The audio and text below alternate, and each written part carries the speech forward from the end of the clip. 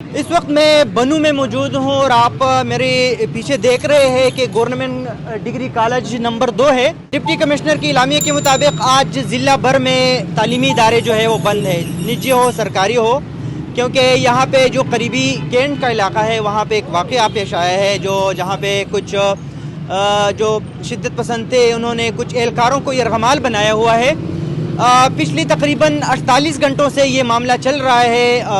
Security forces سمیت حکومت بھی کوشش کر رہی ہے کہ اس معاملے کو احسن طریقے سے حل کرے.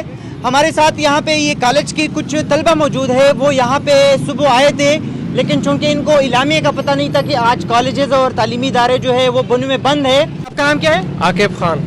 عاقب, یہ بتائے کیوں آپ کالج تو آج بند ہے, آپ کیوں آئے ہیں؟ جی میرا آج اسٹڈی کا پیپر تھا تو اس حوالے سے میں آیا پیپر دینے کے لیے, لیکن آج چونکہ کالج بند ہے مجھے پتہ نہیں تھا, اس لیے اس وجہ سے میں آج کالج آیا ہوں.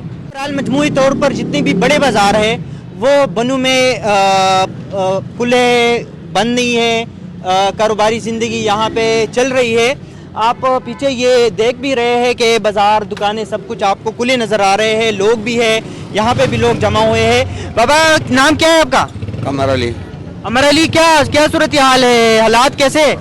حالات تو نارمل دکھائی دے رہا ہے, مگر کل سے ہم خود رکشہ چلاتے ہیں, مگر ہم گورنمنٹ سے بھی اپیل کرتے ہیں تو امن امان کو برقرار رکھے, کیونکہ وہ ان کی ذمہ داری ہے. کیسے کینٹ کے اندر شدت پسند ہے یا دہشت گرد ہے اندر جاتا ہے تو یہ گورنمنٹ کی ذمہ داری ہے.